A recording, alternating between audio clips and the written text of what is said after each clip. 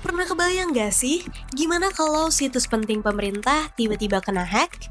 Terutama di era digital sekarang ini, semakin canggih zamannya, semakin canggih juga hackernya. Beberapa kali, Indonesia pernah mengalami kasus peretasan yang sangat mengundang perhatian publik.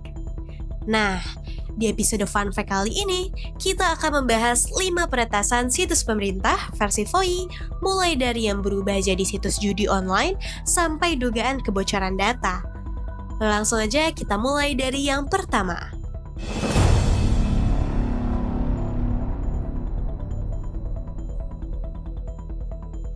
Di posisi pertama kita mulai dari yang terbaru, yaitu situs resmi Kejaksaan Agung yang dikabarkan mengalami peretasan pada 10 Februari 2025 oleh kelompok yang bahkan mereka secara terbuka membagikan aksi ini di media sosial. Di dalam situs sempat muncul pesan khusus yang ditujukan kepada Jampitsus bertuliskan "Salam hangat dari Raja Jawa, Fablog kecil dan Android". Situs kejagung.go.id juga sempat tidak dapat diakses.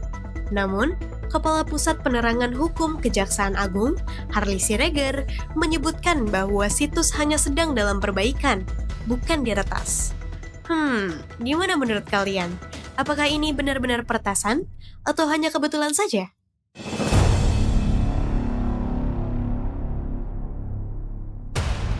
Nah, nggak cuma di Kejaksaan Agung. Baru-baru ini, kasus resmi Dinas Kependudukan dan Pencatatan Sipil atau Disdukcapil, Sumatera Barat juga jadi korban peretasan.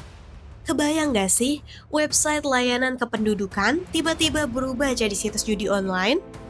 Untungnya, menurut Kepala Disdukcapil Sumber, data pribadi penduduk tetap aman karena seluruh informasi kependudukan seperti NIK dan KK dikelola langsung oleh Kementerian Dalam Negeri dengan sistem keamanan berlapis. Semoga kedepannya kita punya sistem keamanan cyber yang berlapis juga ya untuk websitenya, supaya yang niatnya mau mengurus data kependudukan nggak salah alamat ke situs judi online.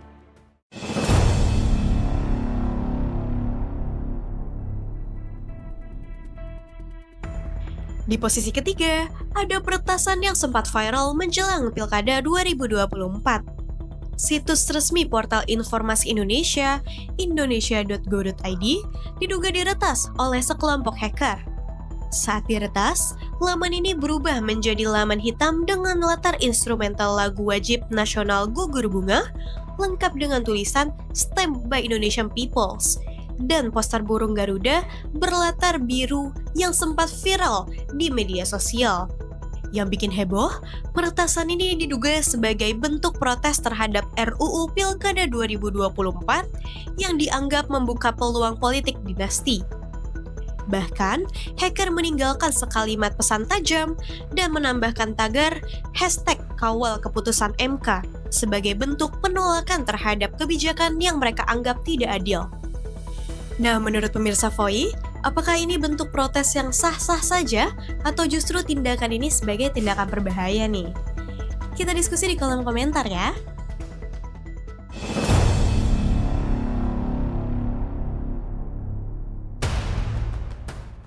Di posisi keempat, ada kasus kebocoran data pribadi aparatur sipil negara yang diduga diretas oleh hacker bernama Topi X. Data ini ditawarkan di forum Bridge Forums dengan harga $10.000 Amerika Serikat atau sekitar 160 juta rupiah. Dengan perkiraan data yang bocor berjumlah hampir 4,8 juta baris. Informasi yang tersebar bukan main-main, mulai dari NIP, tanggal lahir, jabatan, instansi, nomor telepon, alamat, hingga riwayat pendidikan. Kini, polisi telah menangkap pelaku berinisial BAG yang ternyata merupakan seorang guru honorer di Banyuwangi, Jawa Timur. Tapi meskipun pelaku sudah diamankan, pertanyaannya tetap sama. Sebenarnya, seberapa aman ya data kita ini? Kalau siapa saja bisa meretas sistem pemerintahan, Berarti ada yang benar-benar harus dibenahi dalam keamanan cyber kita, agar kasus kayak gini nggak terulang tiap tahunnya.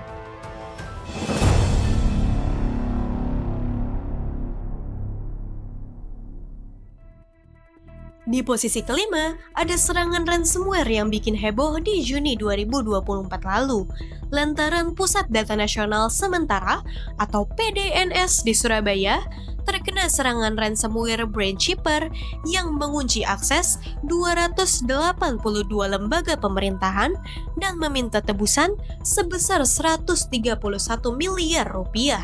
Puncaknya, pada 20 Juni 2024, ratusan layanan publik lembaga pemerintah yang bergantung pada sistem tersebut lumpuh.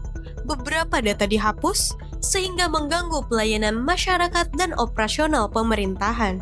Setelah insiden ini, pemerintah mengambil langkah darurat dengan membentuk tim tanggap darurat cyber untuk memulihkan sistem yang terdampak. Namun yang mengejutkan, pelaku serangan yang diketahui bernama Braincheaper ini kemudian mengumumkan bahwa mereka akan membebaskan seluruh data yang disekap tanpa meminta bayaran sedikit pun.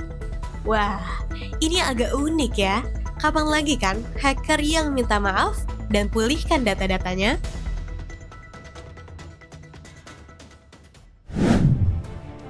Jadi itu dia 5 peretasan situs pemerintah versi VOI yang sangat mengundang perhatian publik. Kejadian seperti ini memang bukan yang pertama kali terjadi, dan sayangnya, sepertinya juga bukan yang terakhir kalinya.